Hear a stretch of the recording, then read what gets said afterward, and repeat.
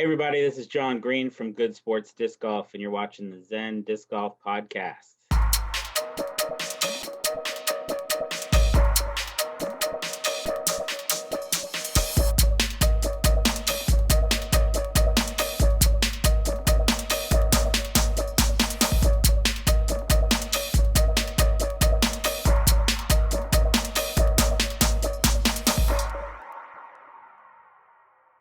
All right, buddy, who is that?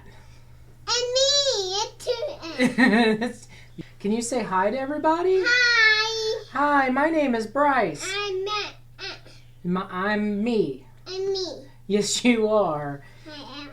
What does Daddy do? Does Daddy like to play disc golf? No. I don't. Are you sure? Yeah. Like to throw the discs? Yeah. Throw discs? Do you like to throw discs with Daddy? Hi. You do? Hi. It's fun, isn't it? Oh, thank you. That's a nice one.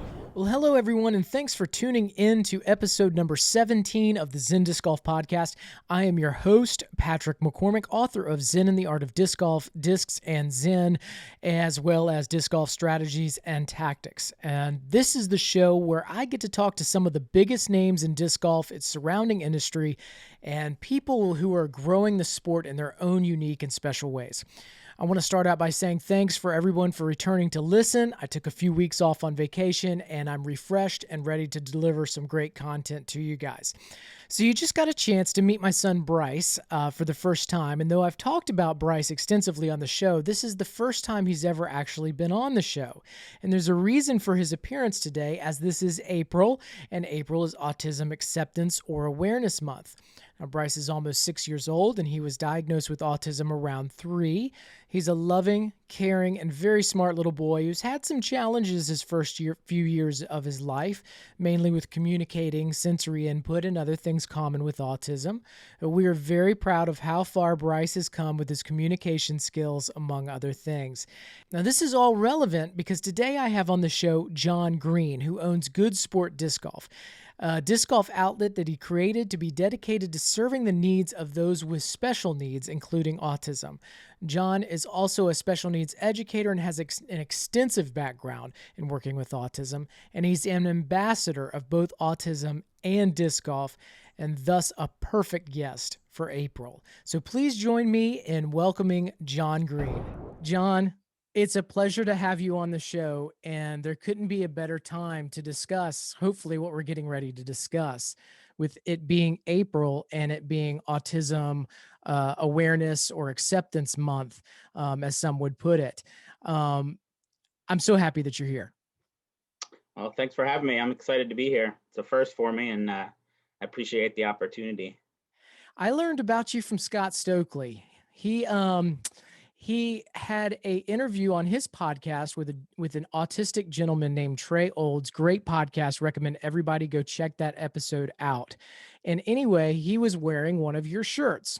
And he told Trey, hey, do you see my shirt? And it said, Good Sports Disc Golf. And he said, my friend Jon Greene has started a company related to autism and disc golf together. And so I have a history with autism, and we can discuss that within the podcast. But I texted Scott and I said, you got to give me Jon's contact information, hook me up with, because I Googled, but I couldn't find. So I said, Scott, send it to me. He said, absolutely. He had it back to me in like 5 minutes. So that's kind of how this show came about, how I learned about you. And so this is going to be a really cool conversation. So why don't you tell us a little bit about Good Sports Disc Golf, and then we'll start breaking down some of the elements. Good Sports Disc Golf is an online disc golf store that I started back in September. I've run events in the Richmond, Virginia area for a very long time. I was the president of the club here for 8 years. And when I got done as the president of the club, I still continued to run events. And over the last summer, I started up a league called Social D League. And Social D League, really kind of opened my eyes to the fact that I could kind of start an online store and be able to use it towards payout for people and sort of provide them with, better payout options and, things that they're not necessarily weren't provided before in my tournaments. And it also kind of gave me the ability to, once I got started and I saw how popular it was and how everything was taken off, it really kind of dawned on me that, hey, this is something where I can kind of attach it to what I do outside of disc golf, and that's that I'm a teacher with students with autism in a high school. And one of the things that Wow. I work on is vocational skills. So my goal with the store is to one day open a brick and mortar store where I can provide employment to people with autism and probably other developmental disabilities as That well. that's so great. That's so great. And I know, especially if you've got those students, to be able to put them into a like a vocational atmosphere, that's the great transition for them, because transitions are so difficult just in general. But from that, graduation of high school, now I'm an adult. So that's really cool. Um, Yeah, there's a huge cliff they talk about what previous to the past previous to right now, the all the research that was with autism really kind of went into finding the cure for autism and kind of ending it at an early age and understanding it at an early age and going into early intervention and kind of trying to get them young. But unfortunately, I think what happened was there was a big um, drop off, or they didn't pay as much attention to what was going to happen when these kids became adults. And so now they talk about this cliff that um, kids who transition from high school to adulthood sort of fall off of between the ages of say 20 and or 22 when they leave high school, and 30 basically, where they just don't have any services, or they struggle to find services, or things that are meaningful for them to do, such as employment. and how did you get started with special education? Wow. Well, I got started working with people with autism. I worked with kids with autism first in a group home in Maine. That's where I'm from originally. And it was kind of a, fluke thing. I'd originally gone to school to be a teacher and left college and didn't end up pursuing that at first. And then I had a roommate at the time when I was in my early 20s and I was living in Maine, and she said, you got to come. And I was in sales actually at the time, and I'd sold all kinds of different crazy things. And she said, you need to come with me to this group home that I'm working at. I'm going to get you a job. I think you'd really like it. It doesn't pay a lot, but I promise you that you're going to like the work. And so, I went in and got hired right away at the group home, and within a year I was managing a group home. And not long after that, I kind of moved on and went to work in a psychiatric hospital, actually, on a developmental unit. Okay. And I worked long hours there, in very intense situations. Um, and being a male in this profession, you kind of, whenever you walk through the door, kind of people would always look at you and say, oh, well, we got just the person for you. So you always kind of ended up, I kind of always found myself working with very challenging kids, and in situations where I really learned some skills. So I continued to work through that. After a while, as people do in that situation, you tend to have a little bit of burnout. So I moved on and I found a job working as an ed tech at a private school in Maine, um, working with kids with autism. And the kids that I worked with were anywhere from middle school to high school. My wife actually worked at the same school, and so we met previous to that, but we share the same career path. So I worked at that school for quite a few years, and really was well, I feel like I was well trained, just because I've seen other things since I've left Maine and, been to other places. And I feel very lucky to have been trained the way I was there in lots of different, techniques and things that, have kind of helped me along the way. Um, as well as being given the opportunity to manage some things along the way too, because, that's helped me as a teacher. I started as an ed tech. After I moved to Virginia, I had some issues, kind of finding work doing anything but being an ed tech, and it doesn't pay great. Unfortunately, it really should, because ed techs are Yes. some they really earn their money, and they should earn more than they do pretty much anywhere you look. So I went back to school at the age of 37, I believe it was. And I stayed as an ed tech for Hanover County Public Schools here in the Mechanicsville area. And I went to school at James Madison in their adult degree program. And in that, I went to school basically not thinking I was going to go be a teacher, but I was trying to further myself with autism. So the reason I picked James Madison in the program that they had there was because they gave me the opportunity to have a portion of my degree focus on autism studies. And so, Wow. yeah. And the other cool part about it is that I got to pretty much design the degree. So I got to pick whatever, focus went with that. And so what I picked was human resource development. And my final project was creating a business, basically, or creating businesses for adults with autism. So, it's basically what I did my final project on in school. At that point, I left school. I graduated, and I was working in the high school, and the teacher happened to be leaving that I was working with at the time, and they said, we want you to come and apply for this job. And so I did, and I went from being the ed tech in the classroom to being the teacher in the classroom that I'm in now. It really sounds like you had a calling that just reached out and grabbed you and just drug you along, and you said, you are meant for autism. People say that to me all the time, and I guess over time I think I tend to shrug that off, but I think over time I kind of feel like I do, because I do think it takes a special kind of person, or at least a special mentality. It does. It definitely does. And my relationship to autism is I have an autistic son. He's 5 years old. And prior to having Bryce, I knew that autism existed. That was my autism awareness. But I didn't have really any idea about autism. And now his mother and I feel like specialists. Oh, but and Scott tells excuse me, Scott says it really well. He says, if you've met one person with autism, you've met one person with autism. I've heard him say that a bunch of different times. And the first time he said it to me, I really chuckled and I thought it was funny, but it's really true.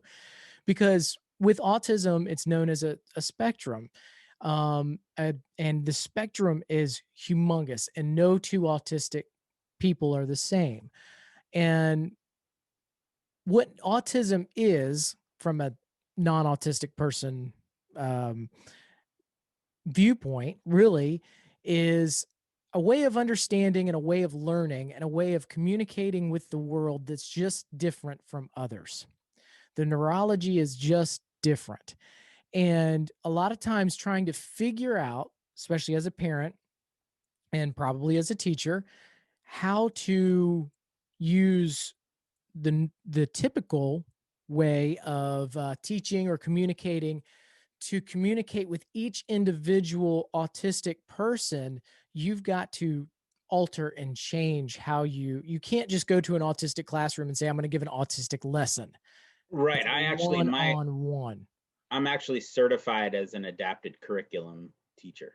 So basically every bit of curriculum, that I have to present is adapted in some way. And it just depends on the kid. And honestly, what you say is funny, because I've always felt that same way, but I can't tell you how many trainings or things I've sat through in the past where they'll say, people with autism are this way. People with autism, don't have social skills. People with autism, don't have critical thinking skills. They don't have the ability to solve problems. But that's completely false. I'm sure you've seen your son solve some pretty complex I'm problems. starting to sweat under the brow with you just saying some of those things.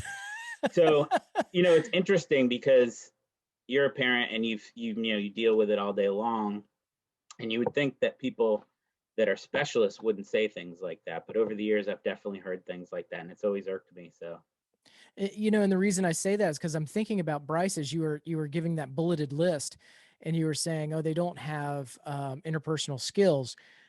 My son loves people. Like he loves to be around people. He doesn't want to be alone. He loves to cuddle. All of that type of stuff that if you don't know too much, if you don't understand the rule that if you've met one person with autism, you've met one person with autism, then you would look at him and you say, well, some people would look at him and say, well, he's not autistic. And the other thing that people love to say is he doesn't look autistic. People right. love to say that. I Autistic get that hate one from parents all the time, and it's unfortunate that that's something that people say. And on top of that, that kid can problem solve like you wouldn't believe. Think outside of the box.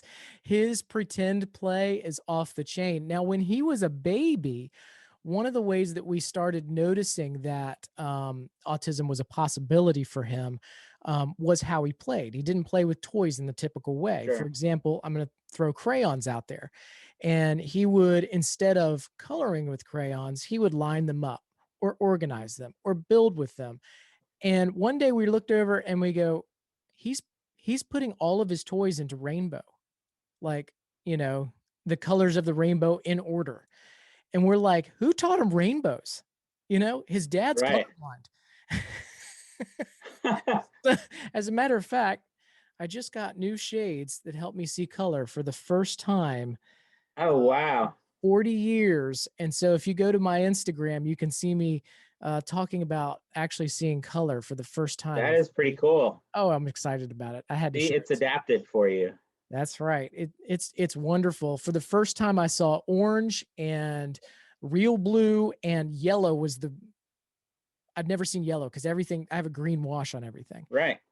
But imagine, anyway, I mean, it's not a very dissimilar experience to, having autism, probably, because a lot of times with kids with autism, you'll hear that, they've had a hearing test and their tones are warbled. They have warbly tones, so they're hearing things like wah wah wah when you're talking to them, and it kind of makes sense when you're thinking about the sounds that they're making back, because that's the way they're hearing it a lot of times. wow.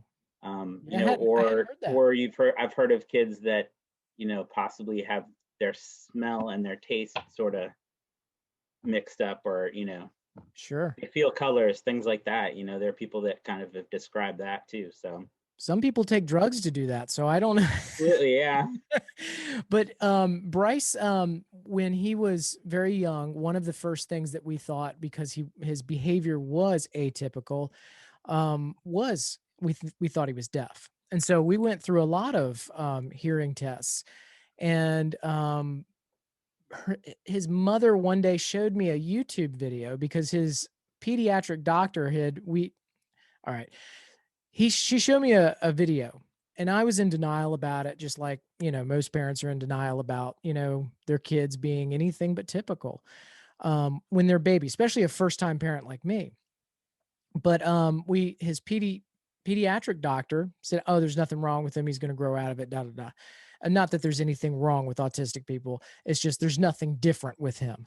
And so she showed me this video that she talked about the lining up of toys, the organizing by color. One of the big things that he always did was, instead of pointing for something, he would take your hand and put it on that something. There's a list of these really small things that they do, or they tend to do as very young children, that help you kind of identify things in addition to the speech.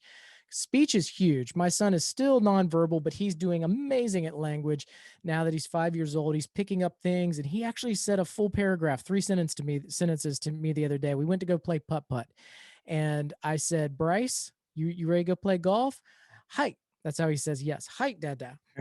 I got to speak Bryce here. I'm bilingual. Height, Dada. And I said, I'm going to win. He goes, no, no, no. I win. That's how he says his name. I win. And he said, careful, Dada. I cry. It's like the first full paragraph I've ever heard. That's awesome, though. Strung together. That is great. Yes. Some of the, that's one of the things, as I've been working with kids, I think that kind of got me is because you have those little breakthroughs along the way, and it's not every day that you have them. And typically days can be very tough, but, what makes those tough days sort of, you know, makes you able to get through those tough days is that you do have there's that improvement is right around the corner. You know what I mean? And you do see those small gains all the time, and those small gains eventually turn into big things. It just takes a longer time. It's a developmental delay, truly. So And everything they just come out of happens nowhere. slower for the most part. So that was kind of the theory too of getting them early and starting with early intervention, and it still is the best practice to start as early as you can in intervening, because if you can start early, then you have a jump in kind of in catching some of those, skills or deficits that they have, you know. Sure, and I'd like to add just a little bit to the conversation on sensory, because sensory is such a huge thing for autistic people. A lot of times they have a extremely heightened senses, whether it's taste, touch, smell, or hearing, and that's why a lot of times you'll see people with headphones on to try to block out some of the hearing. That's why they can be picky eaters at times. And again, I'm not trying to make blanket statements about anybody.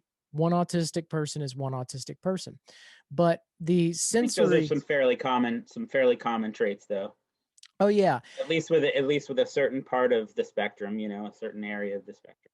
sure. If And you're I saw this really great video, and if I find it again, I'll link it in the comments or in the description of this video. And it's a father of an autistic child who's trying to explain how he senses the world, and he's on a playground, and he says, "You and I talking, we're able to eliminate all other distraction, mm, and I'm able to focus on you and you on me, and we hear everything, but it's just background noise." But for Bryce, when we go to a restaurant, when we go to a playground, he's hearing every word at once, and it can become overwhelming. And he's really good at maintaining. I know he is, because he's lived with this his whole life, and he's such a fun kid.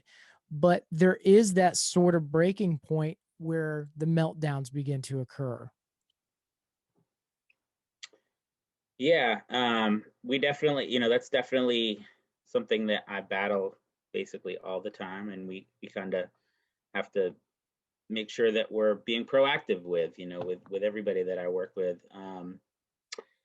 And what's interesting when you're in a classroom with students with autism is that they all, tend to sort of have sounds or different, vocalizations that they'll make, especially, the kids that I work with. And, they tend to kind of play off each other, which becomes interesting. So, a lot of times where, parents will be sort of, very sensitive to things like that, it kind of just goes over me, and I'm kind of like, okay, well, you know, he's sort of dealing with it, and we're working through it, and we deal with it. We'll put the headphones on if it gets really, really bad, but we really want to try to work through it first if we Sure. can, because we want to try and desensitize them to that a little bit, if we can, if it's absolutely, you know, not pleasurable, and there's just no desensitization going on, then there's no point in it. And Yeah. And that's there's why no reason making them unhappy. But it's definitely something, as a teacher, that I kind of look at sometimes differently, I think, than some of the parents. I'm willing. It's my job all day long to kind of test those things out, and so that's what I do. I test it out, and I try to put them in situations where we can work on that, and try to, you know, gain the language to be able to say I'm frustrated with this, or Yes. And that I'm is upset with the huge. sounds, because if you're not put into those situations and taught how to communicate, you're not probably going to ever develop that. And that's one thing that, I think also happens with kids with autism is people will say, well, they don't like to go to the grocery store because, you know, they grab everything, or the It's lights too bother them. bright. It smells. Right, the grocery store smells, or the lights are too bright. Exactly. Um, and the kid just won't go to the grocery store for years. And so then they're, 16, 17, and they're starting to work on, these daily living skills and things like that. And they don't have, they're not comfortable in a grocery store. And so then instead of having this little child in the grocery store, you have, a full size human in the grocery store that's having a meltdown in it, and it's harder. So if you can work on those things when they're younger, and kind of trying to work through that stuff, and And that you kind of know reminds me of the speech develop device those skills, it's much better. with Bryce. They tried to get him on the speech, like the iPad speech device. Mhm. And he did it for just a little while. And then they said, you know what? We don't want him to have this because he wants to talk so bad. Okay, yeah, and I mean that there's two ways to look at it. I think there's that way to look at it, but you can also look at it too. And I'm guilty of saying the same thing. Like, I don't want to use this. It's, you know, it feels cumbersome sometimes to use those iPads. To be quite honest with you, because you have to search for things to teach them where they are. But all along the way, I've worked with some good people who've kind of taught me ways to look at it in a different way. And that's that a lot of times when they're using the iPads with kids that have some verbal skills, or vocal skills, um, they will teach them sentence structure through that. Okay. So they're visually seeing the sentence as they're saying it. They may say it vocally, but they're putting it together on their iPad. And you are so right about the communication of emotions being so, we take that for granted as just you and me, typical people. The fact that when we're mad, we can just go, I'm mad. Absolutely. And for Bryce, the moment, it was such a breakthrough when he could discuss his emotions just by labeling them. When he could That's label them, huge. he could get that frontal cortex involved to kind of, make the meltdown or the over the top, dramatic experience kind of go down. Yeah, I mean that's huge, and it's good that he's doing that at such a young age too. Because I mean, I'll tell you, that's one of the hardest things to sort of teach these guys. To be honest with you, is the emotion thing, because it takes forever to kind of be able to um, get them to identify with the emotions and what exactly the emotions are, if you can ever get that. I mean, I've worked with some kids for 5 and 6 years, and we're still giving the same emotion every time I ask them how they're feeling, even if they have visuals in front of them. And part of that is that they're not connecting with those emotions, but then also part of that is that they learn that if they're feeling mad, that's not necessarily a good thing. That's a negative thing to feel mad. And so if they say they're feeling mad, then that's not a good thing. So they're going to tell you they're feeling happy, whether they're, or they're going to feel good, whether they're feeling that way or not, because they think it's a negative thing to feel bad, or to feel mad about something or upset. And it's really interesting that you say that, because I start thinking about sometimes Bryce, because of his imaginative play that we try to, get him to do all the time. He'll pretend to be mad. He'll say things like, "No, I'm mad," and he'll smile. So he's able to, disconnect those two. Yeah, He can definitely. just say it without thinking it's bad to be mad, or I'm mad, so I'm in trouble, or something like that. Some of that's processing, he's processing things in his head. It's He his is a way of smart that's his way of understanding his environment, his world. He's a smart dude. What I'm going to try to do when I do the intro to this show and maybe the outro, I'm trying to sit him on my lap and see how long he can stay in for the intro, and try to introduce everybody to Bryce. I But would love to see that. yeah, and so I talked to Scott on his podcast, and he talked to me on my podcast, and we talked a lot about autism because he's very involved in the autism community. Hmm. And one of the That's more how I met him. He came to Richmond and did a Blue Power event. yeah, Man, it must have been 3 or 4 years ago at least. right on. So he and I had a great conversation about, he's a great teacher, about Hmm. teaching disc golf to people with special needs. And my question was, how do you alter how you teach? But Good Sports Disc Golf is also involved in teaching people in general, but also people with special needs how to play as well. Yeah, so sort of in two aspects. I have a guy by the name of Aaron Houghton. He's a local pro here in the Richmond area. We've worked together for many years. As I said, I was the president of the club here in Richmond for 8 years, and he was the vice president towards the end of me being on the board as the president. And Aaron and I kind of met and, the rest is history, because we really shared the same sort of passion for disc golf at first, and sort of same work ethic. Honestly, I had met many people and had many people kind of come along that would say, oh, I want to help you with this or that. And, everybody has good intentions, but I think they don't necessarily realize the commitment it is to volunteer as somebody that runs a disc golf club, Mm, or on the I board of bet. a disc golf club. So Yeah. Aaron came along, and Aaron is kind of like Scott. He's a really good teacher. He was a pastor. He is a Oh, pastor by cool. trade. And so he has this ability to kind of be in front of people and bring his point across in a way that really really hits home. And I had started out with Aaron doing some junior clinics and junior tournaments here in the Virginia area, in the Richmond area.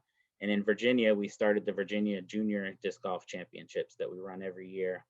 This past year, it was out at Lake Marshall, and we had 50, almost 60 kids Cool. play. We Right did a on. parent-child doubles event the day before, so that was cool. But Aaron, at the same time as I was starting Good Sports, I said, Aaron, I want you to start thinking about teaching lessons for me. I think that would be really something that people would enjoy. I see a lot of people that are interested in learning from somebody like you, and so he was into it. Like he does with many things that I tell him. He kind of hits the ground running and just develops it, and he's amazing at that. So he came up with his lessons and started doing lessons. And through that, I think he kind of realized that he had this capability with some of his multimedia equipment to be able to film people and then break down their drives and kind of show them what they're doing wrong in their technique. And he called it Throw Motion. And so we have that service that we offer through the site. We have just a basic hour lesson, but then you can also add a package where you can add the throw motion on if you like. Aaron's been coming out to different events that we do and other people's events in the areas and kind of setting up almost as you would like at a school dance, kind of where you go up and you get your picture taken, and then if you want to get the throw motion done at the end, you have the option of kind of letting him know, and he'll break it down for you and send it. So it's kind of a neat thing that he does. In the meantime, too, with Aaron, what's an interesting piece of this is that Aaron, I said to Aaron one day, I said, I have this friend who needs somebody to work with their this adult that lives with him that has autism. I think you'd be really good at it. And he hadn't done anything like that yet. And so he started working with this person. And I think he really kind of found out that he had sort of a passion for working with people with autism too. And in particular, I think he's sort of on the behavior side of things like me. So we kind of bounce back and forth stuff like that all the time. So really that's been a huge piece of this, is that we both kind of share a similar passion. And what my company has done, basically, since we're not open as a brick and mortar store yet, what we've been doing every month is we collect tips and during the sales that we have online, and people have the option of tipping at the end of the sales to the Autism Society of Central Virginia. Right on. So That's awesome. through that, we've been able to donate a good chunk of money to them, and then at the end of May, the 22nd and the 23rd at Dory Park here in Henrico, Virginia, we're going to be running a tournament called the Anheisers for Autism. And it's going to be a benefit tournament, 2-day benefit tournament for the Autism Society of Central Virginia as well. So until we can employ people, I didn't really feel like it was right to kind of present ourselves as somebody that was working for people with autism or working with people with autism if we weren't doing something to kind of to help out the community as well. Right. That's great. That's what we've been doing, and hopefully very soon we'll be able to kind of open up a store where we can employ some folks and start some job training and things like that. Not only for people, for adults to come and work, but also hopefully to work with the schools and like the kids that I work with in school to be able to do some outside of school work programs and training during school. And then, so what we're going to do with the tournament, part of the money that we're raising from the tournament, we're going to be able to use that to start a program for the Autism Society of Central Virginia and their families and their members to teach them disc golf. So Ah, it's that's funny that awesome. you asked me that question. It was a long way to get to it, but it's funny that you asked me that question because as we're talking about this, we're sort of developing this. I'm trying Yeah. to come up with the best ways to do it. And so, we've kind of put our heads together and started trying to think of ways that we can, put our behavioral background to work and think of how we can reinforce and how would we set this up if it was like, an environment in a classroom, or something that, like a station sort of thing, where maybe kids they'll move from station to station and sort of earn different things as they go to those stations, and sort of reinforce them for their participation and hopefully get them motivated to play some disc golf. I I've like that. always taken kids out that I play, that I work with, and they always love it. I've worked with kids on mapping skills through disc golf. Okay. Following the numbers on a map, being able to go from one to the next. And I've actually gotten kids to the point where if I skipped over a hole, they would let me know. Oh yeah. Oh yeah. Very They'd be yanking literal. on me, telling me to go back. So Yeah, and that would be my son. So a lot of autistic people have specialties. Like they get really interested in something, or like you can just tell that area of their brain has manipulate things that in different ways that you could never imagine having, yeah. And so one of whether the it's a pair early of scissors or whatever. yeah. So I mean, some of the things I've heard about is from other parents, or my son can tell you every brand and model of Hoover vacuums, just that kind of thing. But Bryce, as 5 years old, he's still mostly nonverbal, but his sense of direction is off the chain. Like, Yeah.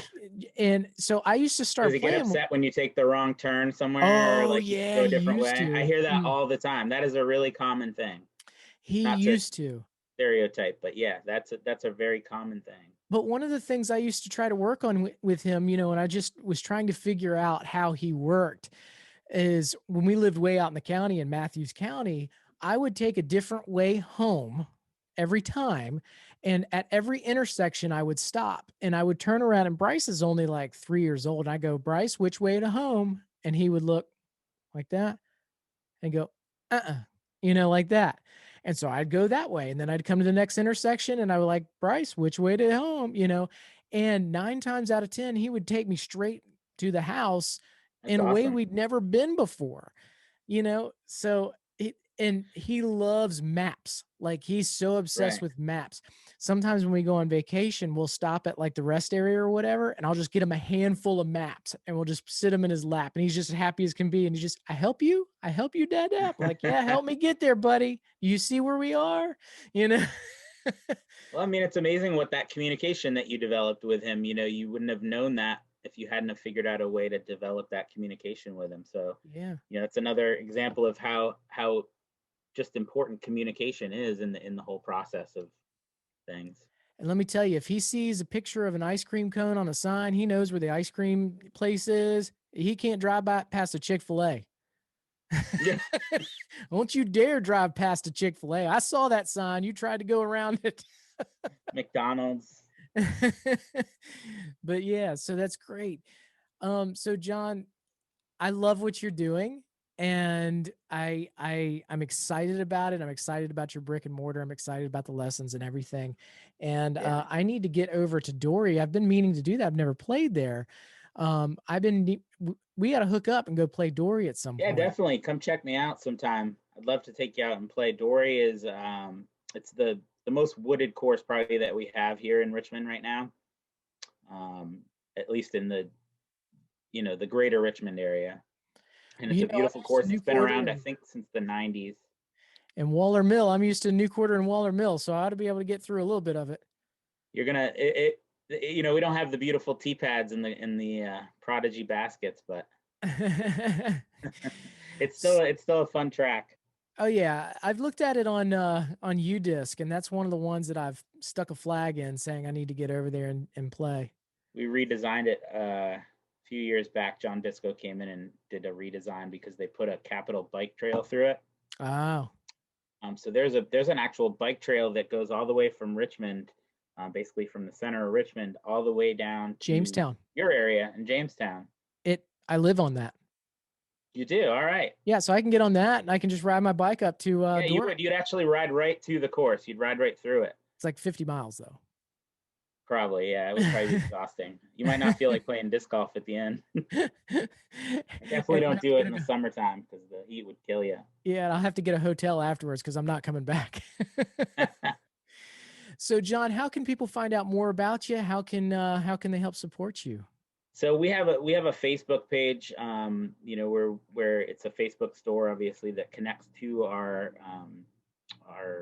online store. So Good Sports Disc Golf on Facebook will get you to us. You can also contact us through email at socialdgolf@gmail.com. That's the easiest email to get us at. Fantastic, Jon. Thank you so much for coming on the show and educating us and educating me as a parent as to what the teachers have to go through and everything. It's been really Thank cool, you. man. I really appreciate it. It's great to be able to have this voice and to be able to talk about it, especially at this time of year. I think every month should be Autism Awareness Acceptance Month. Definitely is in my house. Well, I love to talk to you more, and I look forward to reading more of your book too. Oh, well, thank you. I appreciate you, Jon. You have a great week, though. Thank you very much.